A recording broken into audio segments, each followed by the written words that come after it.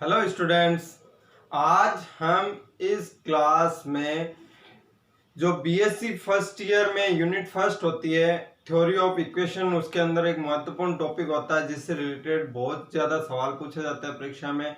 और इसी के साथ अपन जो कंपटीशन एग्जाम की तैयारी कर रहे हैं, जैसे second grade first grade mathematics teacher हैं, एसीएफ की जो अभी परीक्षा होगी हाल ही में, तो उसके लिए भी मोस्ट इंपोर्टेंट टॉपिक है थ्योरी ऑफ इक्वेशन।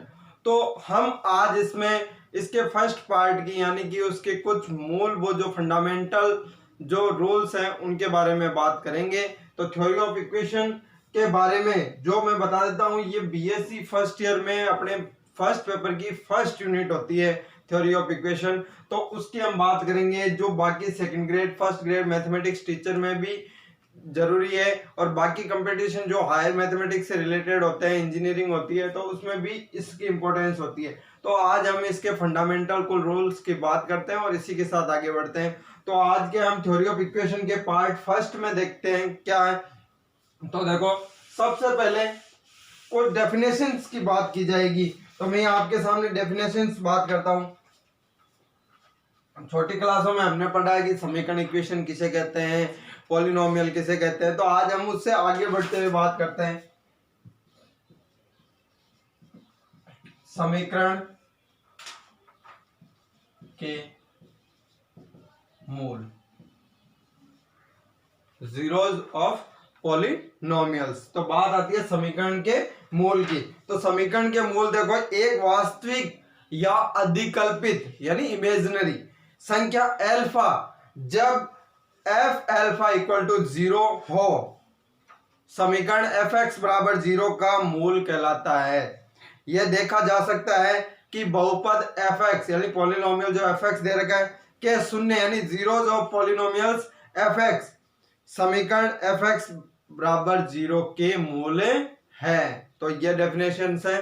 देखो एक बार मैं फिर रिपीट करता हूं, एक वास्तविक या अधिकल्पित संख्या अल्फा जब एफ अल्फा इक्वल टू 0 हो, समीकरण एफ एक्स बराबर 0 का एक मूल कहलाता है। यह देखा जा सकता है कि बहुपद एफ एक्स के शून्य यानी zeros of polynomials F x समीकरण एफ एक्स बराबर 0 के मूल है, यानी ये इसके रूट्स हो गए। तो देखो किस प्रकार हो गए। तो मैं एक एग्जांपल लेता हूं। एग्जांपल लेते हैं हम कि ये किस प्रकार हुआ। तो मैं देखो एक लेता हूं, समीकरण ले लेता हूं अपने पास 2x cube minus x square plus का 3x माइनस का 4 इक्वल टू 0। ये अपने पास एक इक्वेशन दे रखी है। अब बात आती है इसके मूल, जो अपनी डेफिनेशन है अभी हमने बात की है। तो देखो यहां पे मैं x की वैल्यू रखता हूं 1, तो ये अपना एफ एक्स है। तो यहां पे देखो वैल्यू रखेंगे तो 1 का क्यूब माइनस 1 का स्क्वायर माइनस 3 इंटू 1 माइनस 4। तो ये क्या हो गया, 2 minus 1 minus 3 minus plus 3 minus 4। तो देखो ये क्या हो गया अपने पास, इसका आंसर हो गया 0। तो ये f1 है तो 0 आ गया। इसका मतलब इस समीकरण का मूल कौन सा हो गया, एक मूल हो गया 1, यानी वो अल्फा की वैल्यू क्या है 1 आ गई। तो इसी प्रकार देखो एक एग्जांपल और लेता हूं।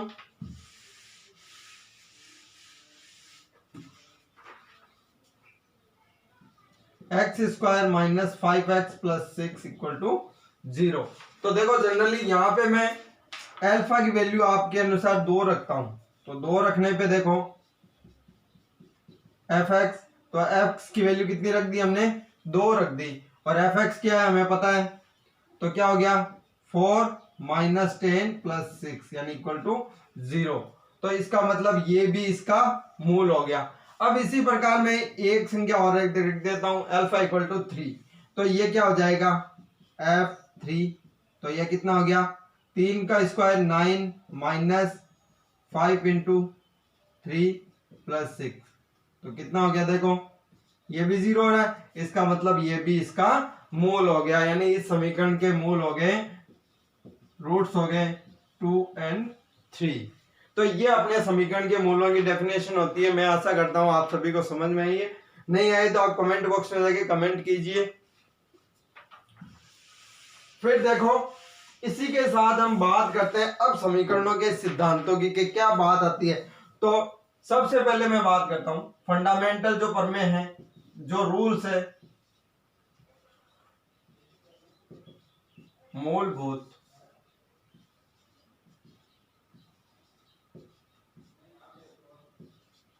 प्रमेय। समीकरण सिद्धांत के कुछ फंडामेंटल्स थ्योरम्स है, कुछ नियम है, उनके अलावा ये समीकरण सिद्धांत उन नियमों के आधार ही चलती है, उससे एक भी नहीं। और ये प्रमेय है टोटल 7। कितने हैं? 7 प्रमेय हैं, 7 रूल्स हैं। तो यदि आपको ये 7 एकदम कंफर्मली याद है तो कभी भी आप थ्योरी ऑफ इक्वेशन का कोई भी सवाल गलत नहीं होगा, ये मैं आपसे गारंटी लेता हूं। तो ये बात होती है, तो हम इसके पहले फर्स्ट रूल की बात करते हैं। रूल फर्स्ट, तो उसका नाम है गुणनखंड प्रमेय। गुणनखंड प्रमेय, देखो गुणनखंड प्रमेय क्या होता है, तो ये देखो, तो गुणनखंड प्रमेय होता है यदि समीकरण f(x) बराबर 0 का एक मूल अल्फा हो, यदि समीकरण f(x) बराबर 0 का एक मूल अल्फा हो तो बहुपद f(x) x माइनस अल्फा से पूर्णतः विभाज्य है, या x माइनस अल्फा f(x) का एक गुणनखंड है और इसका विलोम भी सत्य है। यानी जैसे हमने अभी पहले वाले एग्जांपल लिए थे, तो उसके अनुसार भी जो उसके मूल है उसमें x माइनस अल्फा का जो फैक्टर बनता है वो उसको डिवाइड करता है कंप्लीटली। तो देखो किस प्रकार है, तो मैं एग्जांपल से देखते हैं इसको, इस रूल को एग्जांपल की सहायता से देखते हैं। तो देखो फिर बात आती है, मैं कोई एक f(x) लेता हूं आपके पास, x² minus 5x plus 6 equal to 0। ये अपने पास एक समीकरण दे रखी है, ठीक है। तो समीकरण दे रखी है, अब यहाँ पे हमने अभी जस्ट पहले निकाला ही था, तो इसके कौन से मूल निकाले थे? मूल 2 और 3, 2 मूल हुए थे। तो 2 मूल है तो इसका मतलब x माइनस 2 ये इसका फैक्टर है एक, यानी ये इसका एक गुणनखंड है, और x माइनस 3 भी इसका एक फैक्टर होगा, यानी कि इन दोनों का इसमें पूर्णतः भाग जाएगा। जैसे अपन लगा के देखते हैं, देखो x माइनस 2 का डिवाइड करते हैं x² माइनस 5x प्लस का 6, तो डिवाइड करेंगे तो देखो क्या हो गया, x², यहाँ x है तो हमने x की मल्टीपल किया, तो x² माइनस का 2x। अब हम क्या करेंगे, यहाँ सब्सट्रैक्ट यानी घटाएंगे, तो घटाने के लिए माइनस प्लस, तो ये तो कट गया, देखो ये हो गया माइनस का 3x प्लस का 6। तो यहां से क्या हो जाएगा, माइनस के 3 से गुणा करेंगे, माइनस का 3x और प्लस का 6 डिवाइड करेंगे, सब्सट्रैक्ट करेंगे, तो अपने पास देखो ये पूरा पूरा भाग गया है। तो इसी प्रकार x माइनस 3 का भी हम इसमें डिवाइड करेंगे तो पूरा का पूरा भाग जाएगा, यानी पूर्णतः विभाजित होगा। तो ये बात हुई। अब बात की उसने कि ये इसका विलोम भी सत्य है, ये भी तो बात की है कि इसका विलोम भी सत्य है।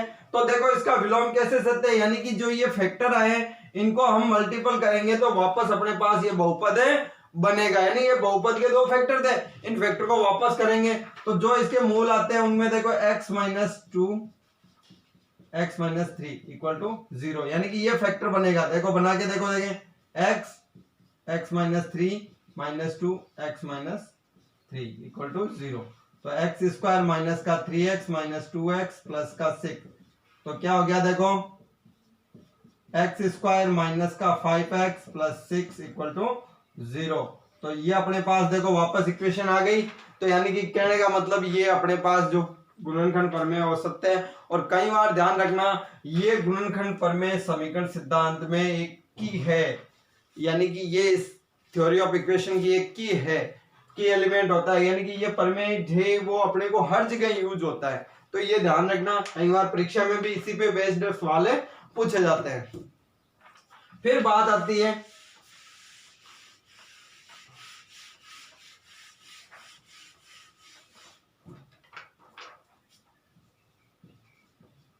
रूल सेकंड या प्रमेय सेकंड। तो प्रमेय सेकंड देखो, प्रत्येक n कोटि की समीकरण, प्रत्येक n कोटि की समीकरण के ठीक एग्जैक्टली n मूल होते हैं, कम या अधिक नहीं। यदि कोई समीकरण n से अधिक भिन्न भिन्न मानों से संतुष्ट होता है तो यह एक सर्वसमीका है, यानी कि यह समीकरण नहीं होगी, सर्वसमीका होगी। देखो मैं एक बार रिपीट करता हूं, प्रत्येक n कोटि की समीकरण के ठीक एग्जैक्टली n मूल होते हैं, कम या अधिक नहीं। यदि कोई समीकरण n से अधिक भिन्न भिन्न मानों से संतुष्ट होता है तो यह एक सर्वसमीका होती है। तो देखो इसके लिए हम एग्जांपल लेते हैं।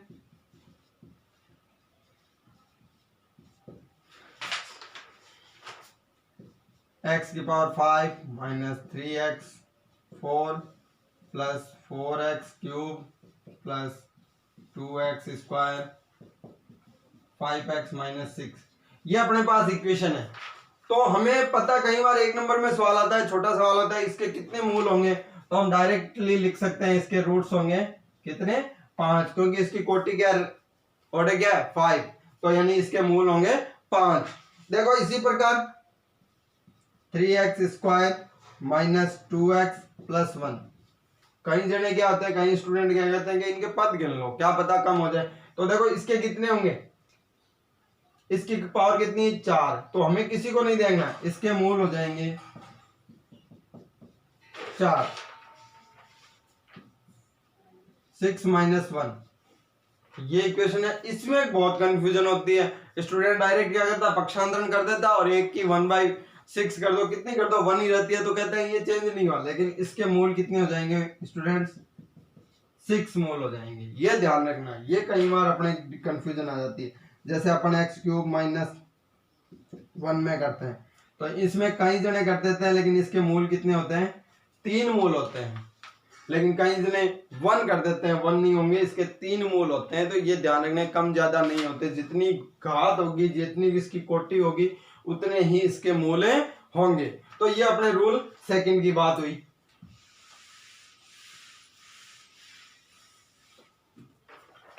फिर बात आती है रूल थर्ड। रूल थर्ड क्या कहता है, यदि समीकरण के गुणांक वास्तविक है, यानी जो आपके पास जो समीकरण है उसके प्रत्येक पद के गुणांक है वो वास्तविक हो, तथा इसका एक मूल अल्फा आयोटा बीटा, यानी कि कॉम्प्लेक्स समिश्र संख्याएं जो हमने 12th क्लास में पढ़ी है, तो एक मूल अल्फा प्लस आयोटा बीटा हो तो अल्फा माइनस आयोटा बीटा भी इसका मूल होता है।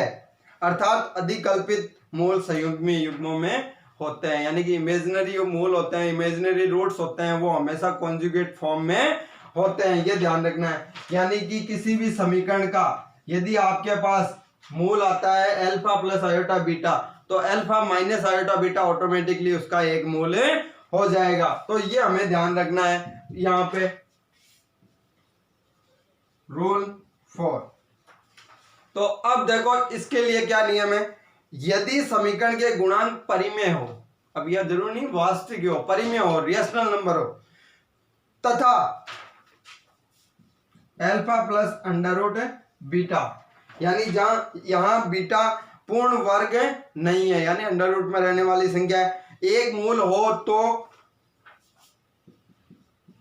Alpha minus under root beta भी एक मूल होगा, यानी कि ये भी कॉन्जुगेट फॉर्म में रहेंगे। यदि आपको इस फॉर्म में आपको मूल रूट्स प्राप्त होता है तो ये हम रूट्स ज्ञात करने की आवश्यकता नहीं, डायरेक्ट हम लिख सकते हैं। फिर बात आती है रूल 5, यानी पांचवा जो प्रमेय है, पांचवा जो नियम है, यदि a तथा b दो ऐसी वास्तविक संख्याएं हैं, यदि a तथा b दो ऐसी वास्तविक संख्याएं हैं कि एफ ए तथा एफ बी विपरीत चिन्ह के हों, यानी कि जो आपको बहुपद दिया है उसमें ए और बी की वैल्यू रखने पे ये विपरीत चिन्ह के प्राप्त होंगे, तो समीकरण एफ एक्स बराबर 0 जो अपने को समीकरण दे रखी है का कम से कम एक मूल, कम से कम एक रूट्स ए तथा बी के मध्य होना चाहिए, यानी उनके मध्य आएगा, उन संख्याओं के मध्य। देखो हम इसके बात करते हैं, इसके लिए एक एग्जाम्पल देखते हैं।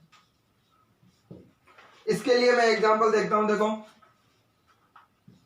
X cube minus 7x square plus 36 equal to 0। तो ये अपने पास एक इक्वेशन है। तो हमें पता है कि इसका जो पॉलिनोमियल पद है वो कौन सा है, ये। इसको हम fx लिख सकते हैं। अब मैं यहां पे वैल्यू रखता हूं, देखो 2, यानी a की वैल्यू मैं रख लेता हूं 2 रख लेता हूं। तो यहां पे कितना हो रहा है, देखो 8 माइनस 28 प्लस 36, तो ये कितना हो जाएगा, इस बहुपद के अंदर ये वैल्यू रखने पे देखो इसका मान आ रहा है 60, प्लस की वैल्यू आ रही है। अब मैं b की वैल्यू रखता हूं, ठीक है, या 4 रख देता हूं। तो 4 रखने पे इसकी वैल्यू कितनी हो जाएगी, देखो 64 माइनस 112 प्लस 36, तो ये कितना हो गया माइनस का 12। यानी कि देखो इस पे हमें प्लस का चिन्ह यानी पॉजिटिव साइन आ रहा है और इस पे नेगेटिव साइन आ रहा है। यानी कि इस जो इक्वेशन का एक मूल होगा, कम से कम एक मूल, ज्यादा हो तो हमें जरूरी नहीं है, कम से कम एक मूल चाहिए, वो 2 और 3 के बीच में होगा। और हमें पता है इस समीकरण को जब सॉल्व करेंगे तो इसके रूट्स आएंगे 3, 6 और -2। तो एक मोल कम से कम 2 और 4 के बीच में आ गया, कौन सा आ गया, 3 नंबर वाला आ गया, 3 वाला आ गया मूल। तो यानी कि ये प्रमेय इस प्रकार से हो गया कि अपने ये हम ज्ञात कर सकते हैं। तो अब बात आती है अपने रोल 6 की।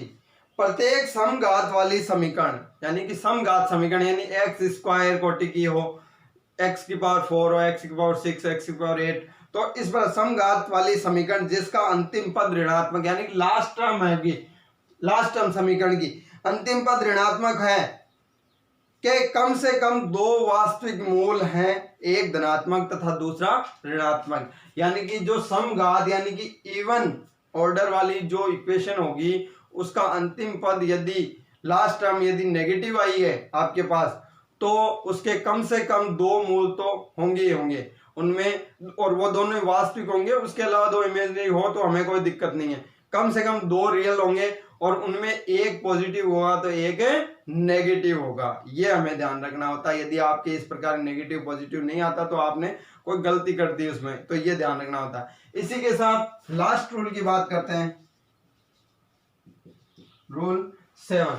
तो इसमें बात जब समकोटि की अपने बात की 6 के लिए तो 7 के लिए है कि प्रत्येक विषम कोटि की समीकरण, प्रत्येक विषम कोटि यानी कि x क्यूब ऐसे की समीकरण का कम से कम एक मूल वास्तविक होगा, कम से कम एक मूल वास्तविक होगा जिसका चिन्ह समीकरण के अंतिम पद के चिन्ह के विपरीत होगा। यानी सपोज करो ये विषम कोटि है, 3 है, ऑर्डर 3 है, तो इसका अंतिम पद क्या है +36, तो इसका कम से कम एक जो मूल होगा वो वास्तविक होगा। और डेफिनेटली वैसे बाय चांस अपने पास तीनों रियल आए हुए हैं, लेकिन वैसे भी होगा।